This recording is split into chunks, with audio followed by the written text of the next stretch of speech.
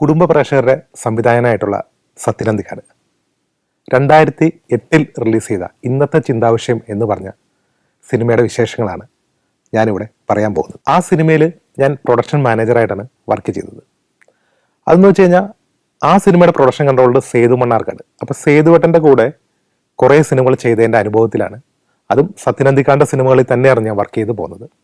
അങ്ങനെയാണ് ആന്റണി പെരുമ്പാവൂർ, അതായത് ആശീർവാദ് സിനിമാസ് നിർമ്മിച്ച മോഹൻലാലിൻ്റെ ചിത്രമായ ഇന്നത്തെ ചിന്താവിഷയത്തിലേക്ക് ഞാൻ ജോയിൻ ചെയ്യുന്നത്. അപ്പം നമ്മുടെ ജീവിതത്തിൽ എന്ന് വെച്ച് കഴിഞ്ഞാൽ കുറേ പ്രശ്നങ്ങളാണ്. കല്യാണമൊക്കെ കഴിഞ്ഞ് വീട്ടിൽ പല പല പ്രശ്നങ്ങൾ ഉണ്ടാവാറുണ്ട്. അപ്പോൾ ഈ കുടുംബ പ്രേക്ഷകരുടെ സംവിധായകനാണല്ലോ സത്യൻ അന്തിക്കാട്. അപ്പോൾ പല പല കുടുംബത്തിലുള്ള പ്രശ്നങ്ങളെ കോർത്തിണക്കിക്കൊണ്ട് അതിനൊരു നന്മയിലേക്ക് കൂട്ട് ഇണക്കി ചേർത്തൊരു സിനിമയാണ് ഇന്നത്തെ ചിന്താവിഷയം. ഇന്നത്തെ ചിന്താവിഷയം എന്ന് പറഞ്ഞ സിനിമ തന്നെ ആദ്യം തന്നെ തുടങ്ങുന്നത് ഇന്നത്തെ സമൂഹത്തിലെ മതസൗഹാർദ്ദത്തിൻ്റെ ഒരു കഥ പറഞ്ഞുകൊണ്ടാണ്. നമ്മുടെ 3 കല്യാണങ്ങളാണ് ആദ്യമേ ഇത് കാണിക്കുന്നത്. ഈ കല്യാണം ഷൂട്ട് ചെയ്തത് കിഴക്കമ്പലം, അതായത് എറണാകുളം ജില്ലയിലെ കിഴക്കമ്പലം എന്ന് പറയുന്ന സ്ഥലത്തുള്ളൊരു യാക്കോബ പള്ളിയിലാണ്. ഈ പള്ളിയിലെ വികാരി ബാബുവച്ചനെ കുറിച്ച് പറയാതിരിക്കാൻ പറ്റില്ല ഈ ലൊക്കേഷൻ വിശേഷങ്ങൾ പറഞ്ഞു തുടങ്ങുമ്പോൾ. അന്ന് നമ്മൾ സിനിമ ഷൂട്ട് ചെയ്യാൻ വേണ്ടി പല ലൊക്കേഷനുകൾ തേടിപ്പോയി, പല പള്ളികൾ തേടിപ്പോയി. അന്നേരം ഒന്നും ഒരു പള്ളിയോ സ്ഥലങ്ങളോ ഞങ്ങൾക്ക് കിട്ടിയില്ല. കാരണം ടൈറ്റ് ഷെഡ്യൂളാണ്. ഒരു സ്ഥലത്ത് തന്നെ ക്രിസ്ത്യൻ, ഹിന്ദു, മുസ്ലിം കല്യാണത്തിൻ്റെ കാര്യങ്ങളെല്ലാം ഒരു സ്ഥലത്ത് തന്നെ നമ്മൾ ഷൂട്ട് ചെയ്യണം. അങ്ങനെ എൻ്റെ ഒരു അകന്നൊരു ബന്ധുവാണ് ബാബുവച്ചൻ. അപ്പോൾ ബാബുവച്ചൻ്റെ അടുത്ത് പോയി ഞാൻ റിക്വസ്റ്റ് ചെയ്തതിൻ്റെ അനുസരത്തിൽ അച്ഛൻ പള്ളി വിട്ടു വന്നു. അങ്ങനെ ആ പള്ളിയിൽ ഞങ്ങൾ ഷൂട്ട് ചെയ്തു. പള്ളിയുടെ അടുത്തുള്ള പാരിഷ് ഹോളിൽ ബാക്കി 2 കല്യാണത്തിൻ്റെയും ഷൂട്ട് ചെയ്തു. ഇതെല്ലാം ചിത്രീകരിച്ച് ഞങ്ങൾ പോന്നു കഴിഞ്ഞപ്പോഴാണ് പിന്നെ പ്രശ്നങ്ങൾ വളരെ സംഭവ ബഹുലമായി. പള്ളി കമ്മിറ്റിക്കാരും അച്ഛനും തമ്മിൽ പ്രശ്നങ്ങളായി, ബഹളമായി. ഒരു സിനിമാ ചിത്രീകരണത്തിന് വേണ്ടി ആ പള്ളിയും പരിസരവും വിട്ടു തന്നതിന് ആ അച്ഛനെ അവിടെ നിന്ന് സ്ഥലം മാറ്റുന്ന ഒരു രീതി വരെ ഉണ്ടായിട്ടുണ്ട്. ടൈറ്റിൽസിന് മുമ്പ് കല്യാണങ്ങളൊക്കെ കാണിച്ചു. അതിനുശേഷം സംവിധായകൻ്റെ നരേഷനിലൂടെയാണ് പിന്നെ സിനിമ മുന്നോട്ട് നീങ്ങുന്നത്. ആ നരേഷനിൽ പറയുമ്പോൾ ആദ്യം കാണിക്കുന്നത് ഒരു മുകേഷ് ചേട്ടൻ അഭിനയിക്കുന്ന ഒരു ക്യാരക്ടറാണ്, ദന്ത ഡോക്ടറാണ്.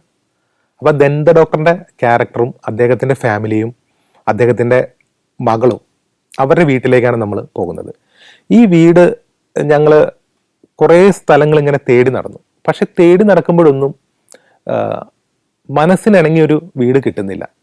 കഥാപാത്രത്തിന് അനുയോജ്യമായിട്ടുള്ളൊരു ചുറ്റുപാടുകൾ വരുന്നില്ല. അങ്ങനെ അത് എറണാകുളം ജില്ലയിൽ തന്നെ, എറണാകുളത്ത് നിന്ന് ആലുവ പുഴയുടെ തീരത്ത് ഉള്ളൊരു വീടാണ് ഞങ്ങൾക്ക് കിട്ടിയത്. അങ്ങനെ ആ വീട്ടിലാണ് ഈ രംഗങ്ങൾ ചിത്രീകരിച്ചത്. മുകേഷ് ചേട്ടൻ്റെ മോള് പഠിക്കുന്ന സ്കൂള്. അപ്പോൾ മുകേഷ് ചേട്ടൻ്റെ ക്യാരക്ടർ ദന്ത ഡോക്ടറാണ്. അത്യാവശ്യം നല്ല ഫാമിലിയിലുള്ള ആളാണ്. അപ്പോൾ ഈ മകൾ പഠിക്കുന്നത് അവിടുത്തെ ഏറ്റവും ടോപ്പായിട്ടുള്ളൊരു സ്കൂളിലായിരിക്കും. അപ്പം അങ്ങനെ ഒരു സ്കൂൾ കിട്ടാൻ വേണ്ടി, ആ സ്കൂളിൽ കുറേ സീൻസ് ഉണ്ട്.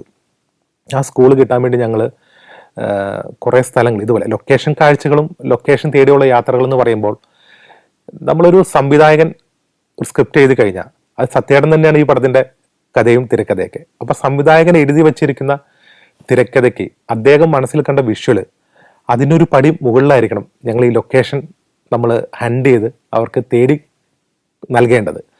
അങ്ങനെ നിരവധി സ്കൂളുകളിൽ പോയി എറണാകുളത്തിൻ്റെ തന്നെ ചുറ്റുപാടുള്ള എല്ലാ സ്കൂളുകളും കയറി ഇറങ്ങിയപ്പോൾ ഞങ്ങൾക്ക് കിട്ടിയൊരു സ്കൂളാണ് തൃപ്പൂണിത്തുറയുള്ള ചോയ്സ് സ്കൂൾ. ആ ചോയ്സ് സ്കൂളിനെ കുറിച്ച് പറയുമ്പോൾ അവിടുത്തെ അന്നത്തെ ഒരു ടീച്ചറുണ്ടായിരുന്നു, ദീപ ചേച്ചി ഇപ്പം ഇല്ല.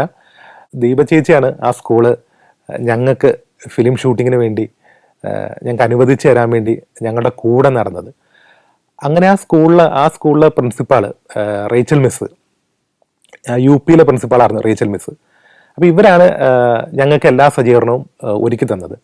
ആ സ്കൂളിലെ ബസ്സുകൾ ഈ ചിത്രീകരണത്തിന് വേണ്ടി വിട്ടു തന്നു. അവിടുത്തെ കുട്ടികൾ എന്നുവേണ്ട എല്ലാ സഹായങ്ങളും ചെയ്തതും ഈ ചോയ്സ് സ്കൂളിലെ അധ്യാപകരും അവിടുത്തെ മാനേജ്മെന്റ് സ്റ്റാഫുകളും എല്ലാവരുമാണ്. ആ സ്കൂളിൽ വെച്ച് മുകേഷ് ചേട്ടനും സുകന്യയും തമ്മിലുള്ള സംസാരം, അതായത് അവരെ ഒന്നിപ്പിക്കാൻ വേണ്ടി ലാൽ സാറ് ശ്രമിക്കുകയൊക്കെ ചെയ്യുന്നതിൻ്റെ ഇടയിൽ ഈ കുട്ടി, കളിച്ചുകൊണ്ടിരുന്ന കുട്ടി നേരെ താഴത്തേക്ക് മറിഞ്ഞു വീഴുകയാണ്.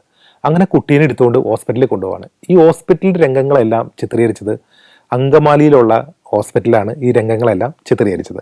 ഇന്ത്യയിലെ ഹൈന്ദവ തീർത്ഥാടന കേന്ദ്രങ്ങളിലൂടെയുള്ള സഞ്ചാരം പെൻഡ്രൈവിൽ സ്വന്തമാക്കാൻ ഇനി പറയുന്ന നമ്പറിലേക്ക് HP എന്ന് SMS ചെയ്യുക. HP എന്നീ 2 അക്ഷരങ്ങൾ മാത്രം. ഫോൺ 9995444222. ഇപ്പോൾ മുകേഷേൻ്റെ ഫാമിലി പറഞ്ഞു കഴിഞ്ഞാൽ അടുത്ത ഫാമിലി എന്ന് പറയുന്നത് വിജയരാഘവൻ ചേട്ടൻ്റെയാണ്, കുട്ടേട്ടനും മോഹിനിയും അവരുടെ ഫാമിലി കഥകളാണ്. ഇവരുടെ വീടും ഇവരുടെ ഫാമിലിയായിട്ട് ബന്ധപ്പെട്ടിരിക്കുന്ന എല്ലാം ചിത്രീകരിച്ചത് നമ്മുടെ ചേർത്തലയിലുള്ള ബാബു എന്ന് പറഞ്ഞൊരു ചേട്ടൻ്റെ വീട്ടിലാണ്. അതുപോലെ തന്നെ ഈ 2 ഫാമിലിയും കഴിഞ്ഞു കഴിഞ്ഞാൽ പിന്നെ ഉള്ളത് മുത്തുമണിയുടെയും അശോകൻ ചേട്ടൻ്റെയും ഫാമിലിയാണ്. അതൊരു മുസ്ലിം ഒരു ഓർത്തഡോക്സ് ഫാമിലിയാണ്. ഇവർ തമ്മിലുണ്ടാവുന്ന ഒരു മാനസിക അകൽച്ച അവിടെ നമുക്ക് ഈ സിനിമയിൽ കാണാൻ പറ്റും.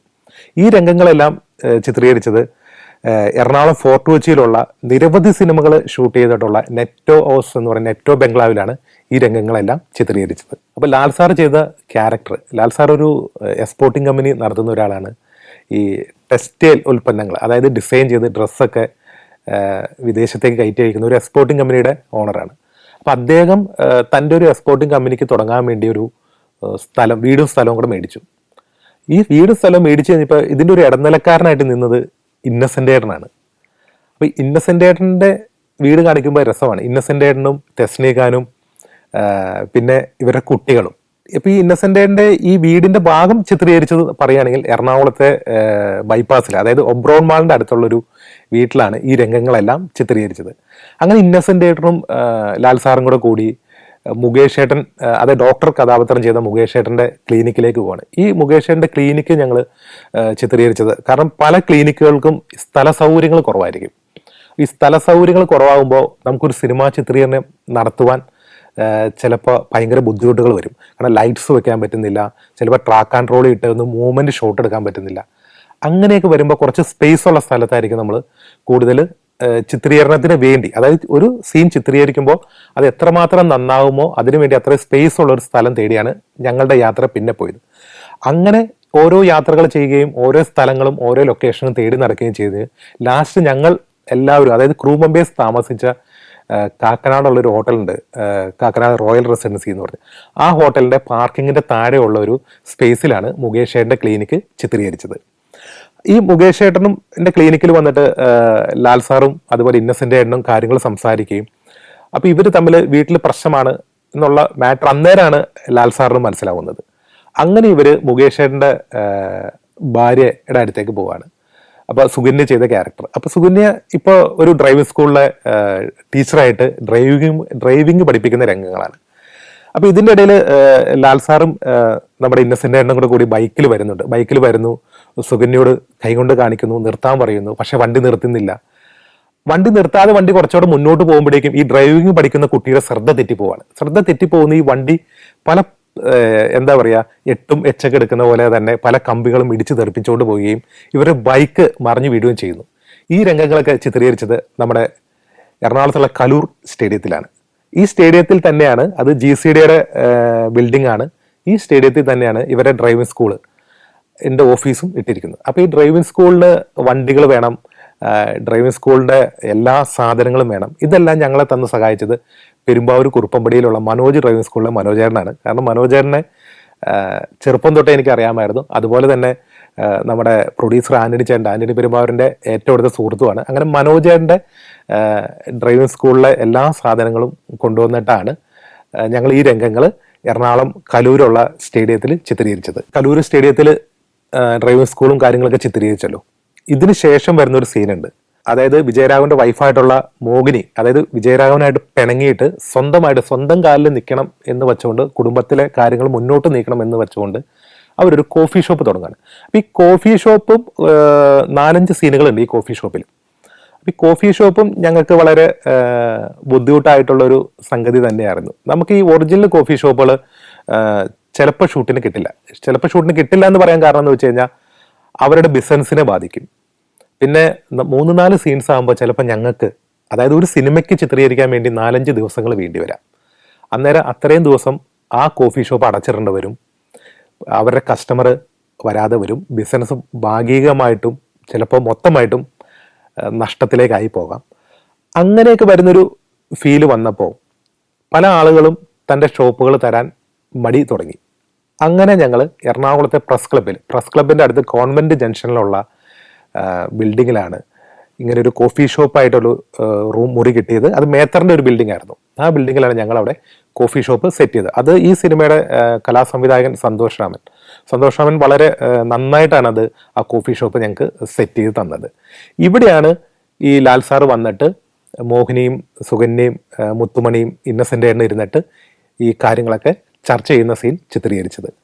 അതിനുശേഷം ഈ ലാൽ സാറിൻ്റെ ക്യാരക്ടറുണ്ട്, 3 ലേഡീസിൽ വരുത്തുന്ന കുറേ മാറ്റങ്ങളുണ്ട്. അവർക്ക് ലാൽ സാറിനോട് ഒരു ചെറിയൊരു എന്താ പറയുക ഒരു ഇഷ്ടം തോന്നുന്നു, അല്ലെങ്കിൽ ഒരു കെയർ തോന്നുന്നു. അതുപോലെ ലാൽ സാറ് സ്കൂളിൽ പോയി കുട്ടികളായിട്ട് കളിക്കുന്നു, കുട്ടികളായിട്ട് പാർക്കിൽ പോകുന്നു. ഈ പാർക്കിൽ പോവുകയും ഇവരുടെ ഡാൻസ് രംഗങ്ങൾ ചിത്രീകരിച്ചതൊക്കെ എറണാകുളത്തെ മറൈൻ ഡ്രൈവിലും സുഭാഷ് പാർക്കിലാണ് ഈ രംഗങ്ങളെല്ലാം ചിത്രീകരിച്ചത്. ഇതെല്ലാം കഴിഞ്ഞ് ഇങ്ങനൊരു യാത്ര മുന്നോട്ട് പോകുമ്പോഴാണ് പെട്ടെന്ന് നമ്മുടെ ഈ സിനിമയുടെ നായികയായിട്ടുള്ള മീര ജാസ്മിൻ്റെ ഒരു എൻട്രി. അങ്ങനെ ഈ ഫ്ലാറ്റിൻ്റെ ഒരു രംഗം, അതായത് മീര ജാസ്മിനും ലാൽ സാറും താമസിക്കുന്ന ഫ്ലാറ്റ്, ഇത് ചിത്രീകരിച്ചത് നമ്മുടെ എറണാകുളത്തെ വാഴക്കാലയിലുള്ള ഒരു ഫ്ലാറ്റാണ്. ഈ ഫ്ലാറ്റ് ഇപ്പോഴും നമ്മൾ എറണാകുളം, അതായത് കാക്കനാട് പാലാരിവട്ടം റൂട്ടിൽ പോകുമ്പോൾ വാഴക്കാലയിലെ ലെഫ്റ്റ് സൈഡിൽ ഈ ഫ്ലാറ്റ് ഇപ്പോഴും പണി തീരാതെ നിൽക്കുന്ന ഒരു ഫ്ലാറ്റാണ്. ആ ഫ്ലാറ്റിലൊരു 2 ഫ്ലാറ്റുകൾ മാത്രം, ഒരു ഫ്ലാറ്റ് സമുച്ചയമാണ്. ഈ സമുച്ചയത്തിലൊരു 2 ഫ്ലാറ്റുകൾ മാത്രം ഭാഗികമായിട്ട് പണി തീർന്നു കിടക്കുന്നുണ്ടായിരുന്നു. അപ്പം നമ്മുടെ സിനിമാ ചിത്രീകരണത്തിന് വേണ്ടി ഞങ്ങൾ ആ ഫ്ലാറ്റിൻ്റെ ആളുകളായിട്ട് ബന്ധപ്പെടുകയും നമ്മുടെ ഈ സിനിമയിലെ കലാസംവിധായകനും അദ്ദേഹത്തിൻ്റെ സഹായികളും വളരെ മനോഹരമായിട്ട് തന്നെ ഈ ഫ്ലാറ്റ് ഒരു ചിത്രീകരിക്കുന്നതിന് വേണ്ടി ഞങ്ങൾക്ക് ക്രമീകരിച്ച് തന്നു. ഈ ഫ്ലാറ്റിൽ ഇതിനു മുമ്പ് നേരത്തെ ഒരു സീൻ ഉണ്ട്. കാരണം ഈ മുകേഷ് ചേട്ടൻ്റെ വീട് ലാൽ സാറിൻ്റെ ക്യാരക്ടർ ക്യാഷ് കൊടുത്ത് മേടിച്ചു, ആധാരം എഴുതി. പക്ഷെ അദ്ദേഹത്തിന് ആ വീട്ടിലേക്ക് കയറി കൂടാൻ പറ്റുന്നില്ല. അപ്പോൾ പറ്റാതെ വരുമ്പോൾ എന്ത് ചെയ്യാൻ പറ്റും? ഇതിൻ്റെയൊക്കെ ഒരു ഇടനിലക്കാരൻ ഇന്നസെൻ്റ് ഏട്ടനാണ്, ബ്രോക്കർ. അപ്പോൾ ഇന്നസെൻ്റ് ഏട്ടൻ പറയുന്നുണ്ട്, ഇന്നസെൻ്റ് ഏട്ടൻ നിങ്ങൾക്ക് താമസിക്കാൻ, തൽക്കാലമായിട്ട് താമസിക്കാൻ നിങ്ങൾക്ക് ഞാനൊരു സ്ഥലം തരാം എന്ന് പറഞ്ഞിട്ടാണ് ഇവരെ കൊണ്ടുപോകുന്നത് ഈ ഫ്ലാറ്റിലാണ്. ഈ ഫ്ലാറ്റിൽ ഡ്രസ്സുകളൊക്കെ ഇങ്ങനെ അഴയിലൊക്കെ തൂക്കിയിട്ട് ഡിസൈൻ ചെയ്യുന്ന കാര്യങ്ങളൊക്കെ, അവിടെ ജോലികളൊക്കെ നടക്കുന്നു. ഇവിടെ ഈ ലാൽ സാറിനെ സഹായിക്കുന്നത് തിരുപ്പൂരുള്ള അണ്ണാച്ചിയുടെ, അതായത് എക്സ്പോർട്ടിംഗ് തുണികളുമായിട്ട് വന്ന അണ്ണാച്ചിയുടെ സഹായിയായിട്ടുള്ള മാമുക്കോയെ അവതരിപ്പിക്കുന്ന ക്യാരക്ടറാണ്. അപ്പം മാമുക്കോയും ലാൽ സാറും തമ്മിലുള്ള രംഗങ്ങളാണ് ഈ ഫ്ലാറ്റിൽ കൂടുതലും ചിത്രീകരിച്ചത്. നമ്മുടെ ഇതിലെ 3 ക്യാരക്ടറുകൾക്ക് അവരുടെ മനസ്സിൻ്റെ ഉള്ളിൽ ഈ കമലയ്ക്ക് ഗോപനോട് എന്തായിരിക്കും എന്നുള്ള ചിന്താഗതിയാണ് ഇവർക്ക് എപ്പോഴും. ഈ സിനിമയുടെ ഒരു കമല വന്നതിന് ശേഷം സിനിമ അവസാനിക്കുന്നതിൻ്റെ തൊട്ട് മുമ്പ് വരെ അങ്ങനെയുള്ള ചിന്താഗതികളായിട്ടാണ് ഈ 3 ക്യാരക്ടർ മുന്നോട്ട് പോകുന്നത്. ഇവർ 3 പേരും ഒരുമിച്ചിരിക്കുന്നു, ചിന്തിക്കുന്നു. അങ്ങനെ ഇവർ ചിന്തിക്കുമ്പോഴാണ് ഒരു സോങ്ങിലേക്ക് പോകുന്നത്. അപ്പോൾ ഇത് വളരെ മനോഹരമായിട്ടുള്ള ഒരു സ്ഥലത്താണ് ചിത്രീകരിക്കേണ്ടത്. അങ്ങനെ നമ്മുടെ എന്താ പറയുക, കേരളത്തിൻ്റെ തന്നെ ഏറ്റവും, ഇന്ത്യയിലെ തന്നെ ഏറ്റവും നല്ല പ്രകൃതി ഭംഗിയായിട്ടുള്ള മൂന്നാറിലും പരിസരങ്ങളിലുമാണ് ഈ രംഗങ്ങളെല്ലാം ചിത്രീകരിച്ചത്. അതുപോലെ തന്നെ ഈ സിനിമയിൽ നമ്മുടെ നായിക കഥാപാത്രം ചെയ്ത മീര ജാസ്മിൻ, അതായത് കമലയുടെ ഒരു ഫ്ലാഷ് ബാക്ക് പറയുന്നുണ്ട്. ഈ ഫ്ലാഷ് ബാക്ക് പറയുമ്പോൾ മുന്തിരിത്തോട്ടങ്ങളും അതുപോലെ തന്നെ ചോളവും കരിമ്പും, അങ്ങനെ ലൊക്കേഷൻ, അതായത് പ്രകൃതി ഭയങ്കര സുന്ദരമാക്കിയ ലൊക്കേഷൻ, അങ്ങനെ തേടി ഞങ്ങൾ ആ ലൊക്കേഷൻ എവിടെ ചെയ്യും എന്നുള്ളൊരു യാത്രയായിരുന്നു. അങ്ങനെ ഞങ്ങൾ എത്തിപ്പെട്ടത് നമ്മുടെ തമിഴ്നാട്ടിൽ, അതായത് നമ്മുടെ അതിർത്തി ഗ്രാമം കുമളിയിൽ നിന്ന് ഏകദേശം തൊട്ട് താഴെ ഉള്ള സ്ഥലമായിട്ടുള്ള ലോവർ പെരിയാർ, കമ്പം, തേനി, ഈ സ്ഥലത്താണ് മീര ജാസ്മിൻ്റെ വീടും അതുപോലെ തന്നെ മീര ജാസ്മിൻ്റെ ഫ്ലാഷ് ബാക്ക് സീനെല്ലാം ചിത്രീകരിച്ചത്. അപ്പോൾ ഇന്നത്തെ ചിന്താവിഷയം എന്ന് പറഞ്ഞ സിനിമയുടെ ലൊക്കേഷൻ വിശേഷങ്ങൾ നിങ്ങൾക്കെല്ലാവർക്കും ഇഷ്ടമായെന്ന് വിശ്വസിക്കുന്നു. ഈ സിനിമയിലേക്ക് എന്നെ ക്ഷണിച്ച എൻ്റെ ഗുരുനാഥനും അതുപോലെ തന്നെ ഈ സിനിമയുടെ, അതായത് മലയാളത്തിൻ്റെ കുടുംബ പ്രേക്ഷകരുടെ സംവിധായകനായിട്ടുള്ള സത്യനന്ദിക്കാരനും ഹൃദയത്തിൻ്റെ ഭാഷയിൽ നന്ദി പറഞ്ഞുകൊണ്ട് നിർത്തുന്നു. നന്ദി, നമസ്കാരം.